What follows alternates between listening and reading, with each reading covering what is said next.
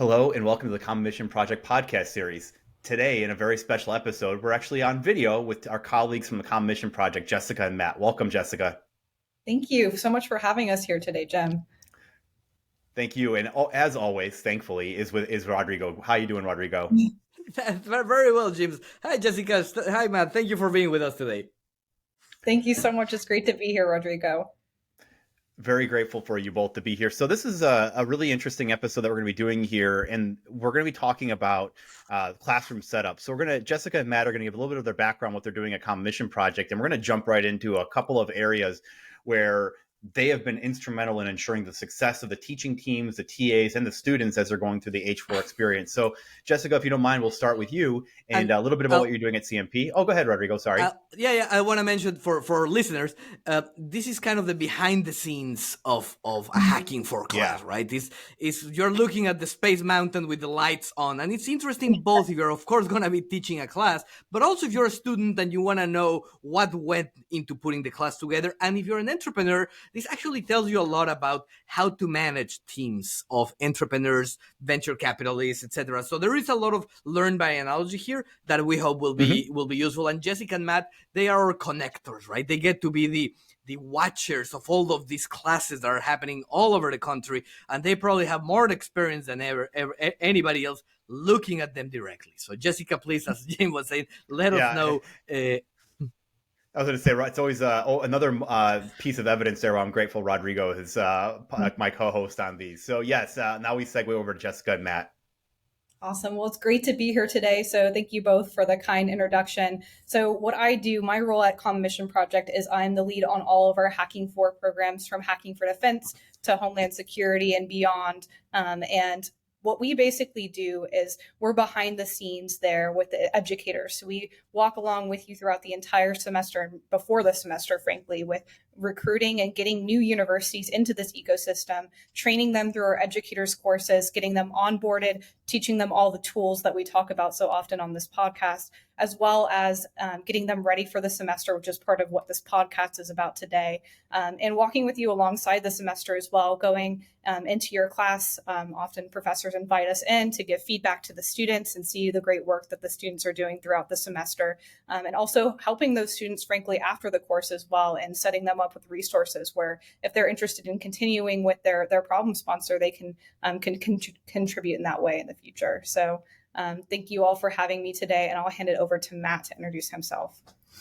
Yeah, hi everyone, I'm Matt. I'm a junior analyst. I work really closely with Jessica with university engagement recruitment. So, primarily supporting the course during the semester, the term, making sure that students know where they can go after the course, if they do want to continue with their problem solution, or if they're interested in, say, work for government, etc. So it's really rewarding to see everything that comes out of all these H4 courses. I'm always blown away by what the students actually end up doing at the end of the course. So it's definitely an interesting thing to be able to take part in. No, I think of Common Mission Project kind of like an iceberg, and a lot of organizations are like this, where you only see the top of it. Maybe it's the in-classroom experience and the faculty who are going through and doing something, but it really is a tremendous amount of behind-the-scenes work to make this course work. And Jessica and Matt are instrumental. And I'm fortunate that I get to actually work in Common Mission Project with the two of them, but also get to be teaching, but based on all the effort that they're putting into place. With this. So let's jump into the first part of this conversation that we're going to have. And this is about the classroom ecosystem. So walk us through a little bit about what that looks like as you're setting up new teaching teams and what recommendations and best practices you'd have there. All these moving parts, right? So Hacking For are weird classes that are all of these machine parts turning together, and where do we start? So what is the beginning of setting up this complicated dance of multiple actors together? Yeah, so I can start with that one. I think, I would say in the beginning, you want to figure out where the course is going to be housed, and you want to identify some faculty who are really passionate and bought into the methodology that's going to be used throughout the course. I think that's pretty fundamental. You want faculty who believe in the pedagogy, they're comfortable with H4, and they really see the value that the course provides the students, as opposed to any other course maybe that they would typically teach. Mhm. So, I'll let Jessica talk more about kind of the process of getting educators up to speed, to make sure that they have the tools in the Canvases that they need to teach the course successfully. But I'd say, another side to that is student recruitment, and that's equally important, right? Because you want to make sure that the students you're bringing into the class know what their expectations are in the course, right? It's not an easy course, and it can be a struggle on top of everything else. University is hard already, right? So uh, making sure you communicate the expectations, and that you're honest about how much work the course actually is, because it is a rigorous course, right? You're going to need to dedicate probably around 10 to 15 hours on the course. And I know, in the past, some feedback, a lot of students at first say that that's pretty difficult to adjust to. But it's also one of the most rewarding parts of the course, right? They put that time in, and they see what they're getting out of it through their discoveries. So student recruitment, in the sense of communicating how the course actually kind of functions as a larger entity in the bigger scheme of things, right? So that being said, where you advertise the course matters. So how do you pull in those students? I know a lot of feedback that we get from teaching teams who are always satisfied with how they've recruited students in their course is that they have info sessions, lots of food. College students love food, right? Lots of flyers. They also reach out to advisors and colleagues and faculty in other departments, student organizations and clubs. So listservs and newsletters, that's also a great way to pull students in. And also, departmental websites posting kind of the course and what exactly it is, and what the students might get out of it. So it's also helpful to leverage if you do have former H4 students, if you've taught the course before and they're still around on campus, to kind of help pull in other students so they can see the value into what they've gotten out of the course as well. So that's a bit about student recruitment. Jessica, I don't know if you have anything to add. Yeah, the only thing I have to add is just kind of going back to the first part of what you were saying around kind of the classroom ecosystem. So, the students are definitely really important to consider. Where are you listing your course? What is your student population? But kind of before that, what instructors are you going to have in the class? Identifying those people is one of the most critical parts of setting up a course, because you're kind of the advocate for the course. You're the one who's, in contact with administration and getting the course set up. And normally we recommend 2 instructors, just because the course requires a lot of mentorship of students. So I'm sure, a lot of you from watching the podcast in the past have heard about the flipped classroom, and how one of the key roles of the instructor in this ecosystem is really to be providing advice and direction to the students. So we really recommend 2 instructors for that, but there are, of course, exceptions. So actually, Dr. Santa here is an exception to that. I know he teaches solo at Rochester Institute of Technology. So I don't know, Jim, if you want to jump in on that bit. Yeah. The first and last time I heard Dr. Santa on the podcast. This is something that I've thought a lot about, and I do think that the recommendation that Common Mission Project makes around having teaching teams is very valuable.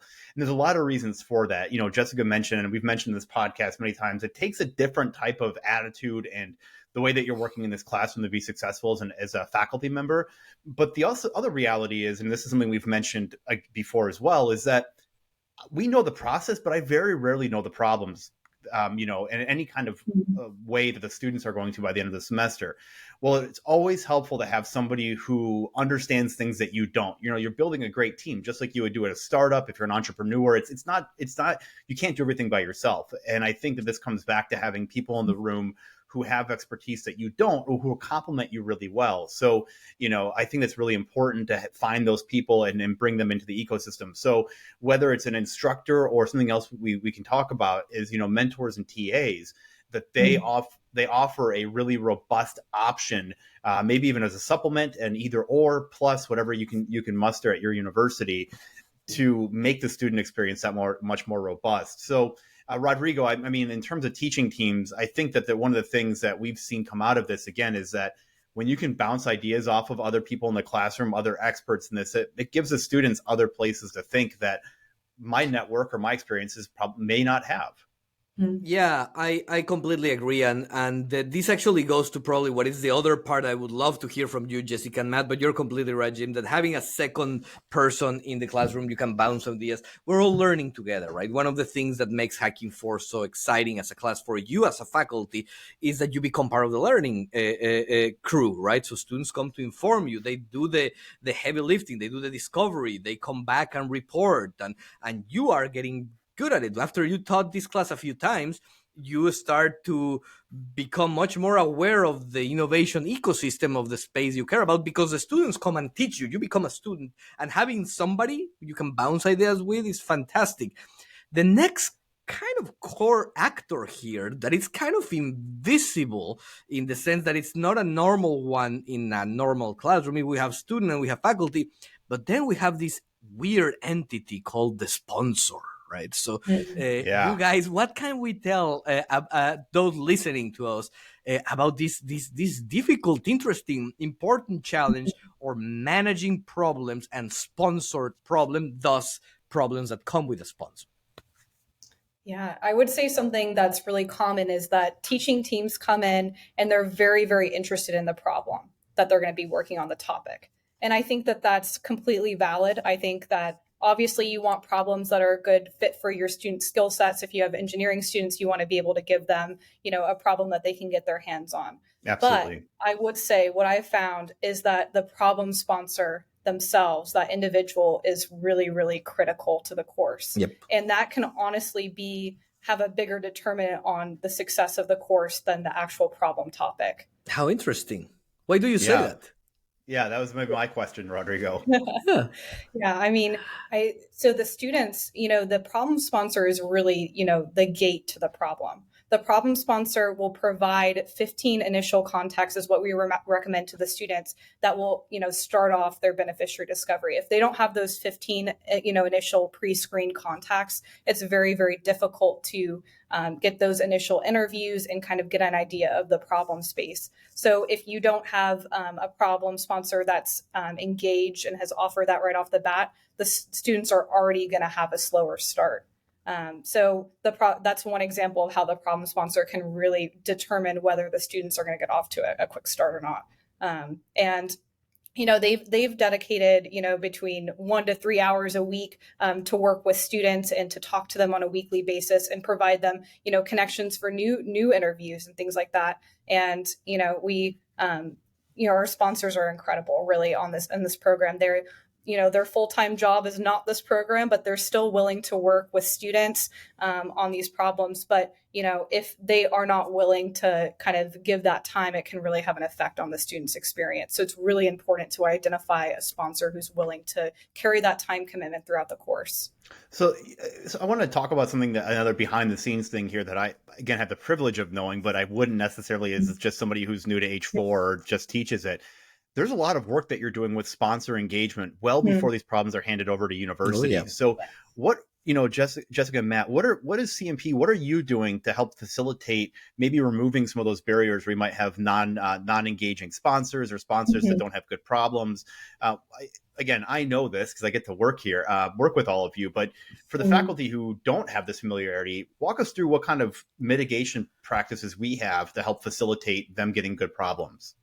Yeah, I can definitely speak to this one. And I think it really starts at the beginning when the problem is actually sourced and we have those initial conversations, just setting the correct expectations about what the program is. I would say one of the most common, misconceptions is that, problem sponsors come into the course thinking that students are going to come up with a solution for them, and they might even have a solution in mind.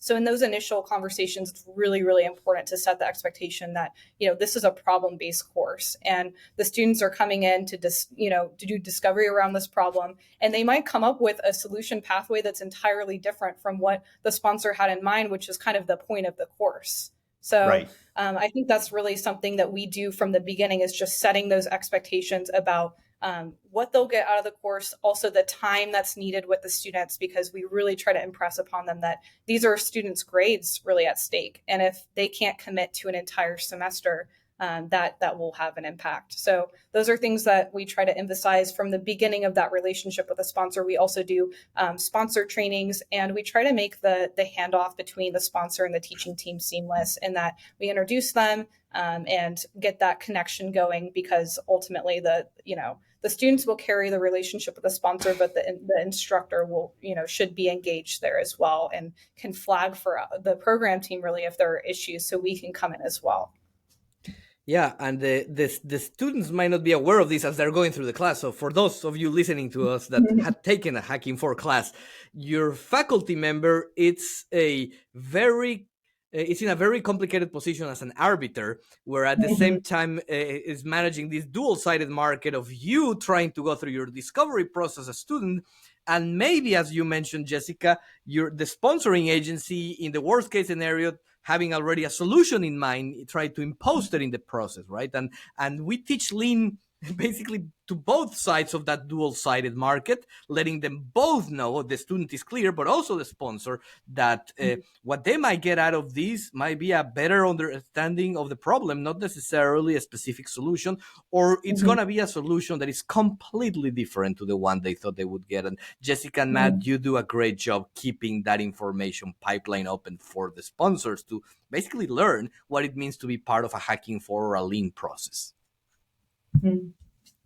Yeah, and one thing I want to circle back to, so we've talked about some of the recruitment things. We can talk a little bit more about that if we'd like, but going back into the ecosystem. So we've gone over the instructors recommending a team, right? Usually 2 instructors is what recommendation.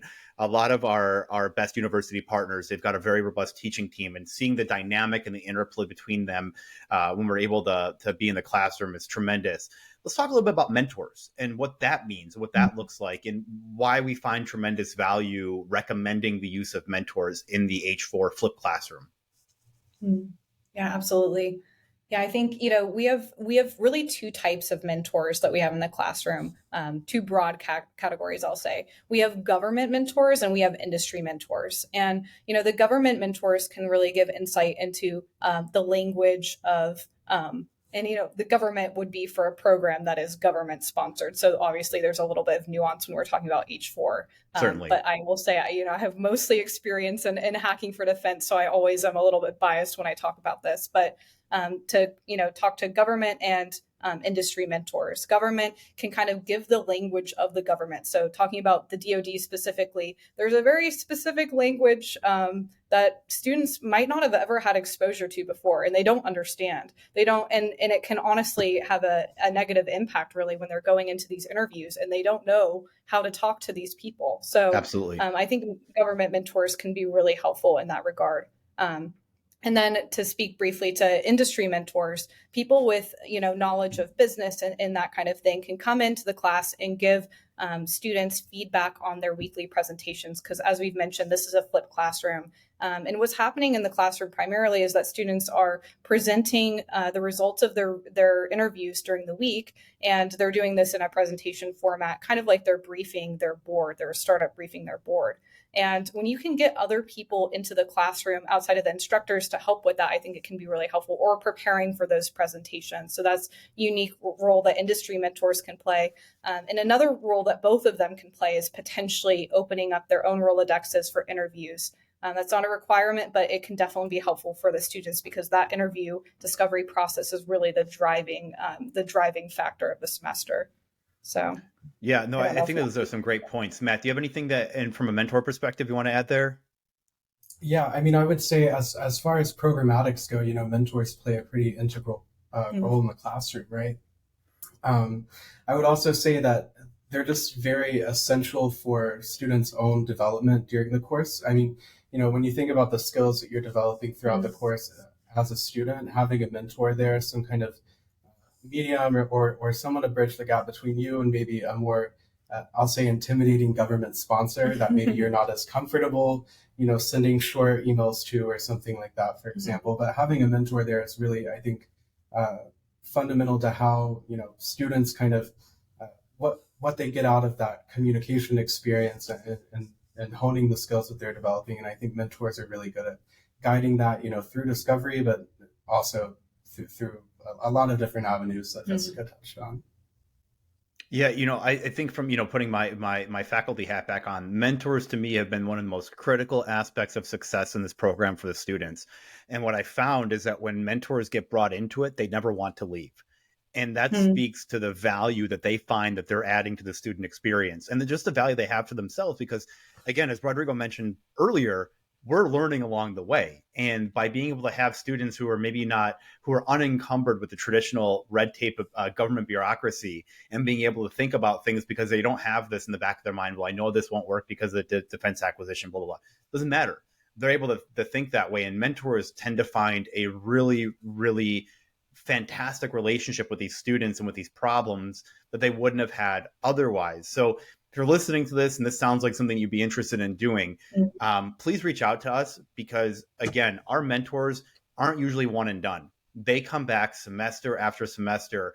I get emails, phone calls, like, after a presentation or after a student group does a dry run with their mentor saying, this is beyond imagination what they've accomplished in such a short amount of time. And that speaks again to the value that they add to the classroom, but it also speaks to the value of having a good recruiting process to get the right type of students and those who are going to be engaging with the mentors. So with that, there's a couple more things, Matt and Jessica. Oh, sorry, Rodrigo, go ahead. Yeah, that goes to the value proposition, right? So they come back, especially those in industry, not only because they like it, of course, that's part of it. It's also because they get something out of it, right? They get Yes, they do. It's not altruistic. Expansion of ideas. Yeah, but they almost get recruitment opportunity, right? They'll see talent in action, right? So if you are somebody in a position when from time to time you need to hire people, what better than to see them actively performing a task, right? So for mentors, there's a ton of value. And Jim, I know where you were going here. So now we have all these moving parts, right? We do, right? You gave pizza and recruited students, right? And got good students. And now you have a team of professors. You manage your administration in the university. You now have a mentoring team. Now what? What comes Right, after now what? that? So how do you set up that team dynamics? How do you build the structure of your student teams so this is a success and not a failure? We know from research that just the building of the situation and the structure makes or breaks a successful project-based learning experience. That's a great segue, Rodrigo. Yeah, you know exactly where I was going. So yeah, so student team structure, dynamics, that kind of thing. So obviously we can get into the psychology of this. There's so many different ways of being able to approach this. So we're not necessarily going to get, thesis level, academic with this in terms of dynamic, though we could, but we're going to get into a little bit of the structure and dynamics. And, I think what's also interesting now too is Jessica, you were working with Georgetown recently in the classroom doing some of these things. So you've got to experience a little bit more in the classroom than just the back end of what you've been doing for the last couple of years. So I'm really interested in hearing both of your feedback on team structure dynamics and some best practices that you've seen across all of these universities that you've worked with. Yeah, absolutely. And I think, best practices is great phrasing because there are so many different ways to do this. And it's really ultimately up to you as an educator and how you want to do this. But I think some things that are worth considering is, the student makeup. So do you have mostly undergraduate students? Do you have mostly graduate students? If you have graduate students, I think you have maybe a little bit more leeway in how you let students sort into teams. But undergraduate students might need a little bit more direction to how they organize. So some of the key ways that we recommend you set your students up are, one, to let students form organically around problems and choose their own teammates. So this is actually the method that we took at the Georgetown class this past semester. So what we essentially did was we got our 4 problem statements and we put one in each corner of the room. And we let students kind of walk around, read all of the statements, and then we let them kind of pick what corner of the room they wanted to stand in and write down their name on a problem statement. Mm-hmm. And we had to do some convincing and shuffling around because, we could only pick 3 out of 4 of the problems. And there was some negotiation there, but they were all graduate students. So we kind of just let them pick what problem they wanted to work on the most and trusted them to make that decision. And it worked out well. But there are other ways that you could do this as well. Like instead of perhaps letting them, locking in those teams, then you could have maybe taken everything into a back room and kind of, shuffled things around to make sure that the student skill sets were well balanced. I don't know if Matt, you want to talk to a little bit about kind of how like our philosophy in Hacking for Defense for student team makeup and that kind of thing. Yeah, definitely. I mean, so essential to kind of how you structure the team and the team dynamics is who's actually on the team, right? So I think the golden rule for Hacking 4 courses is you want your students to be, you want as many perspectives as possible on each team, right? Because that's how you're going to get the most robust discovery and the most robust outcome, right? So you want your students to be from multiple disciplines, right? You want interdisciplinary teams, if possible. It's not always possible. Mm-hmm. But being able to have diversity in thought and how you approach problem solving and how you approach different things on an individual basis is really important for making sure that the team can function. That way, not everyone has the same strength, not everyone has the same weakness, and so you can move forward despite any roadblocks you run into, right?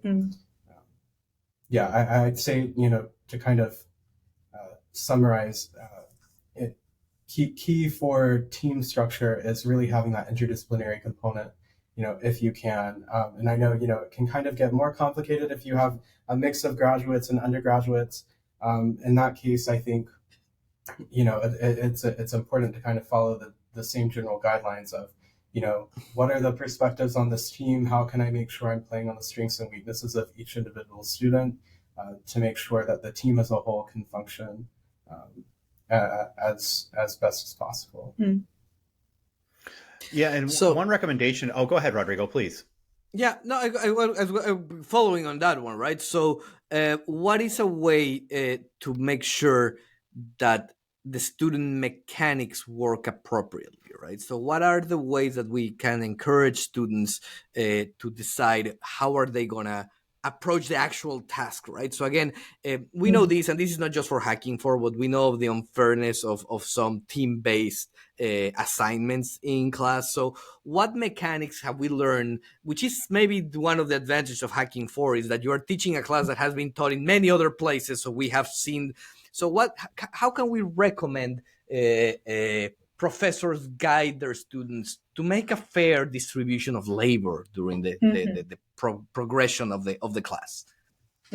Yeah, I think this is a really great question. And I think it is one that is, maybe a common issue. You have a lot of different students, different backgrounds. Some might be significantly older than other students. And, sometimes it can cause clashes, frankly. So I think a best practice is really to encourage students to think about their strengths and create a division of labor around that. So when I think people think about this course, they're like, it's interviewing. Everyone is interviewing. And that might not necessarily be true. In my experience, sometimes there are students that cannot take as big of a role in that interviewing process. Maybe they have a full-time job and they just simply don't align with the problem sponsor or the beneficiary's times, and they can't take time during the workday. So there really are other roles in this course that are critical other than interviewing. So maybe you have, 2 students who are responsible for scheduling and doing the primary interviewing. But maybe you also have a student who's responsible for analyzing the results of those interviews and making sure that they're synthesizing their findings, because that's critically important as well. If you do an interview and you capture notes, but then you don't do anything with them and you don't pull out the insights, then that's not valuable to anyone. Right. And maybe another one is, compiling these presentations and delivering them, because that's a big part of the classes. Like I said, being able to synthesize your findings and then communicate them out more widely. So thinking about, what are the stress points in this team, and how can we make roles that work for everybody and divide the labor?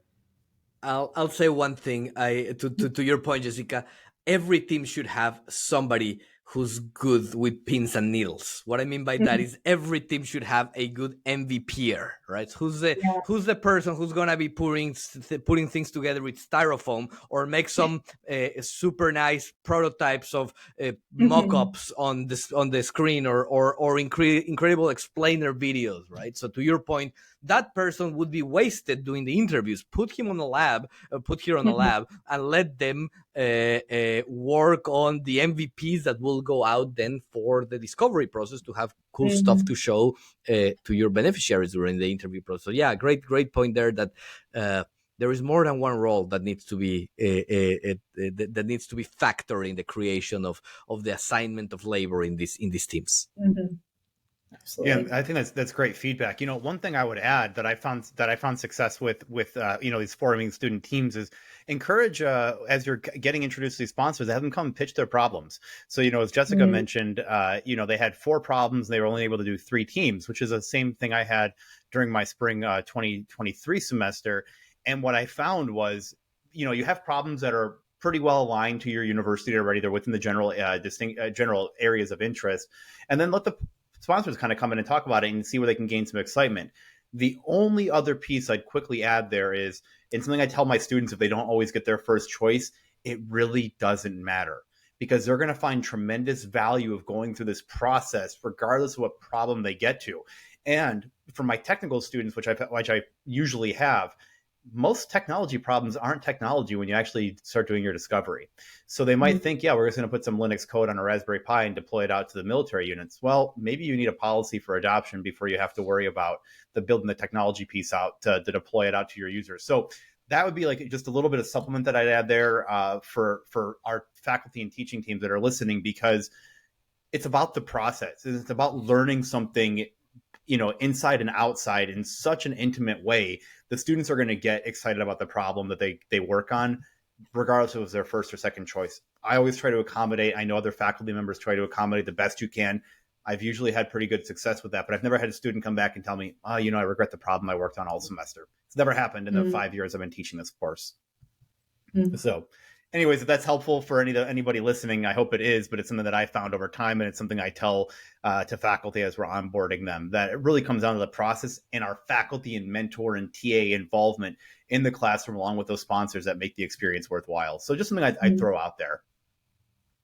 So got a couple more areas I want to talk about. And the first one I want to go to is actually communication. It's our second to last topic I have here, and we'll get to grading after that. Excuse me.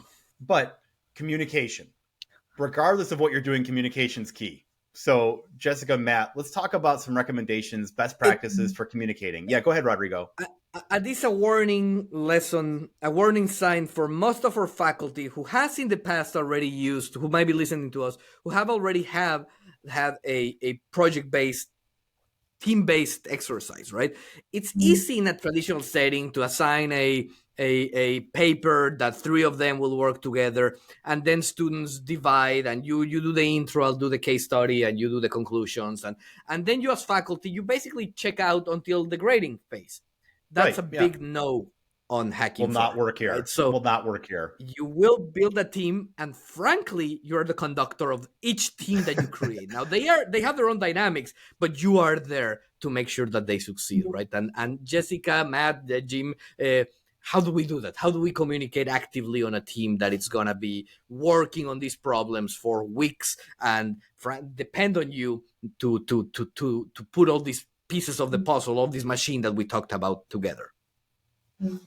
Yeah, I can start with that. I would say, one thing that I've really noticed a lot of feedback on from teaching teams and also even students is frequent check-ins between the teaching teams and the student teams.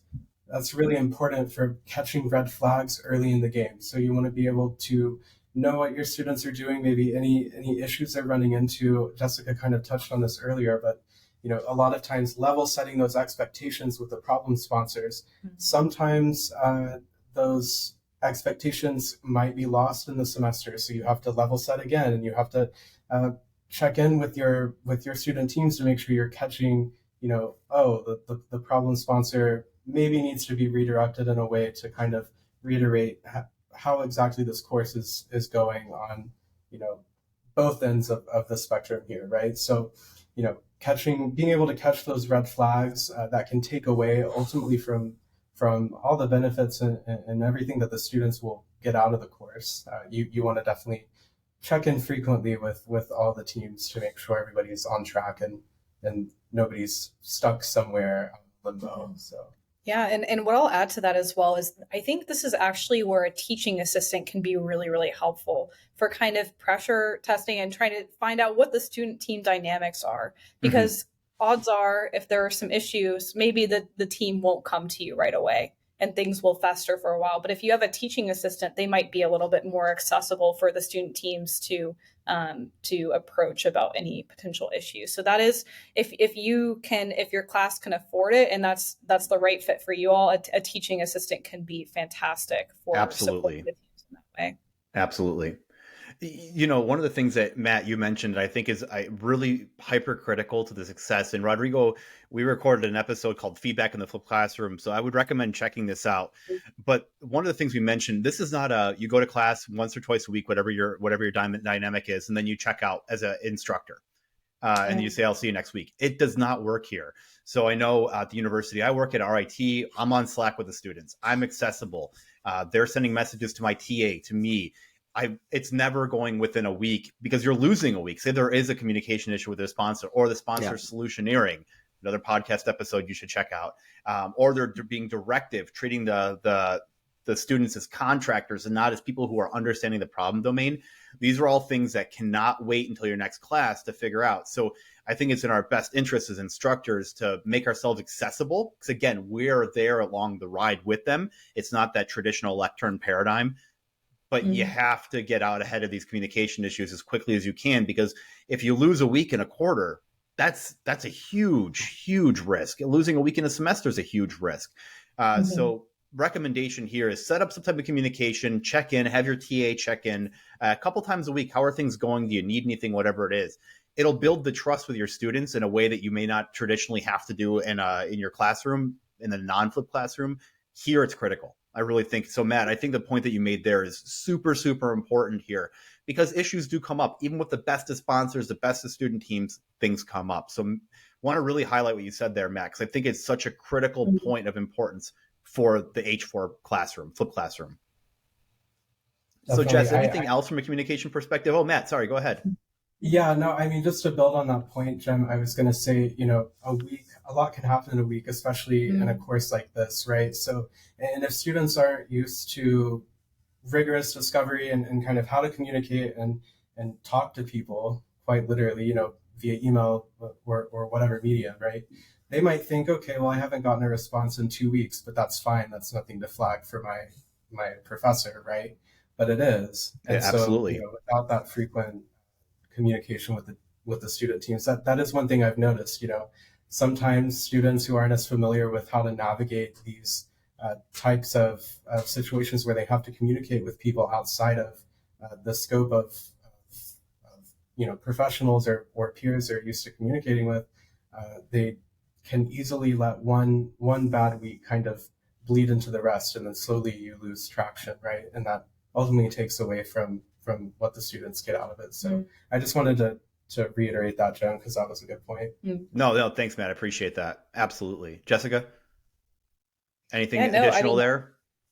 No, I totally agree with that. I mean, we've talked a lot about, sponsor issues potentially, and how important it is to identify if the students are having those, as well as conveying that to the program team, because we do have a relationship with the sponsors and can help with that.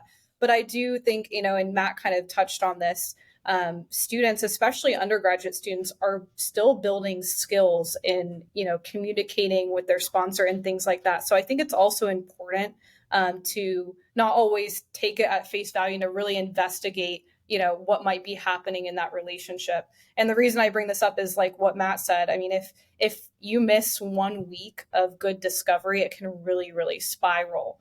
So it's really important to be proactive about what is causing, issues on this team right now. It could be, and often we see it's really a combination of factors. It's not one thing. Right. Like the students might not be, really proactive about sending an email to the sponsor. And then maybe the sponsor, misses a weekly call or something like that. And it just is multiple factors normally. So.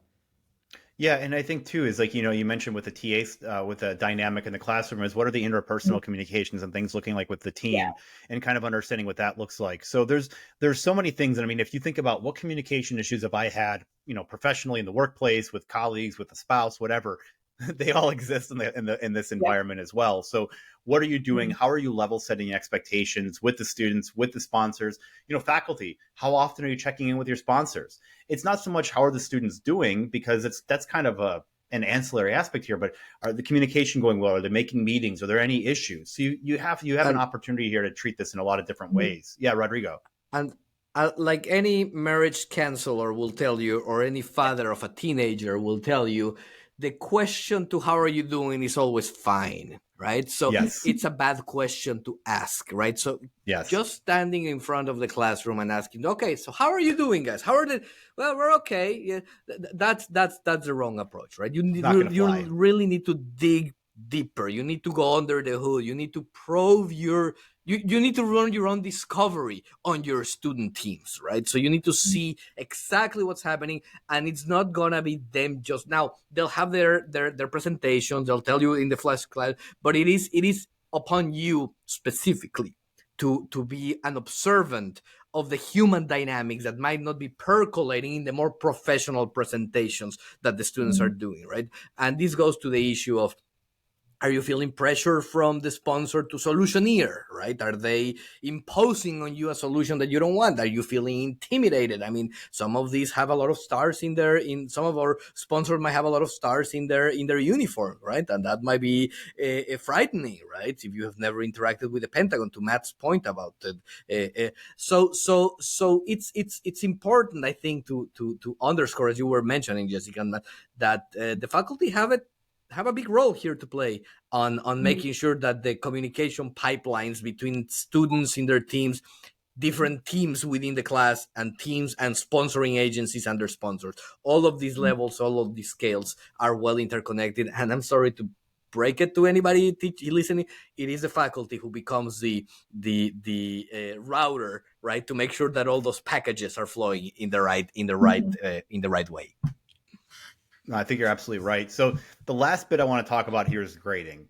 And Yikes. As you can see, some expressions on the faces here. There's a lot of, and those who are not watching and listening, just imagine. Grading is a critical area, and we get asked a lot about, well, how do you grade this? And there's no one right answer. So I want to put that out there first. There's not one right answer. It's what your student population, what your university requires, what your department requires, whatever. There's a lot of things that can play here, but we do have suggestions on how to grade this, because again, as you've been listening to this is not a normal ticket test. You got a 50, you're flunking out of class course. The paradigm is much different. So, Matt, Jessica, what are some recommendations for new faculty, even faculty who've been teaching this for a little bit and saying, maybe this is not working? What recommendations do you have for them all? Yeah, this is a great question. And I think it's ultimately a question about what are the most important parts of a Hacking 4 class. And I think, the answer primarily is the discovery interviews. I think, the students are putting in a significant amount of work into making sure that they're getting, 10 interviews a week. And I think that reflecting that in the grading is really important for incentivizing that for the students, because, you're going to get students who are taking this because they're passionate about it, and that's awesome. But ultimately, they're going to receive a grade at the end for this class. So I think that that's a great tool for incentivizing, good behavior there. And another piece of this is the presentations. So, we've talked about again and again, probably in the podcast in general, but even in this episode about the flipped classroom. So, students are presenting weekly, and this is critical because this is where you as the educator is learning about what they've done that week. That's your primary touch point to learn what were their learnings. Are they on track? Absolutely. And those presentations are really important. So we also recommend emphasizing those directly in the grading, particularly to the final presentation. We haven't really talked about this yet. I don't know if, Matt has been on many, many final presentations over the semesters. I don't know if you want to talk about what those look like and why they're important for the students to engage in and get graded on. Before we get there, I want to. So there's a couple of things that you highlighted here that we can talk about from a grading perspective. So discovery, that being a predominant one, the weekly presentations, participation, our students providing feedback and things in the classroom along with that. RIT, my grad students, they write a research paper based on their problem domain.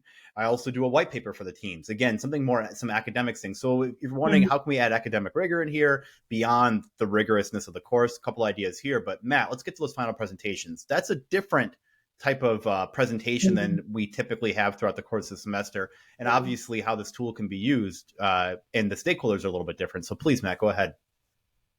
Right. I mean, I would say, final presentations are a big deal for the majority of the students, right? Because you typically have sponsors, maybe even senior leaders on the call, and you have other folks who have been pulled out from, maybe the teaching team's ecosystem or network. You have more people on the call, more people in the room other than just the faculty and the other students, right?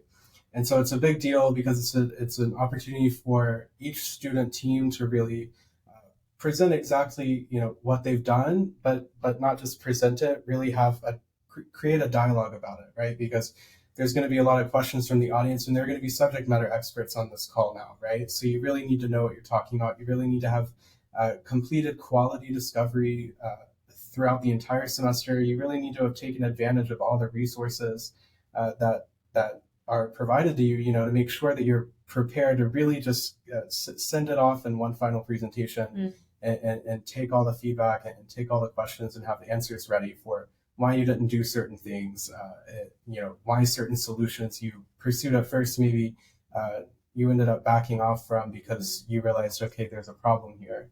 And so I think, and I don't know if this answers your question, Jessica, but I guess my main point is final presentations are more than just kind of, this is the last dry run, right? It's really a culmination of an entire semester of or quarter of really, rigorous discovery. And it's important for the students to be, confident on the call when they're presenting their work and be able to have those conversations and not having quality discovery throughout the semester. Unfortunately, you get to final presentations, and if maybe you didn't put in as much effort as maybe you should have, there are going to be some holes there that you're not going to be able to quite fill in from questions from the audience, for example. So, I think you bring up an interesting point, Matt, and I think this is something for the final presentations for faculty to think about. It should be more in the room than just the people who are there week to week. Invite the sponsors, invite your mentors, community and government relations at your university, your faculty chairs, any of the media stuff there.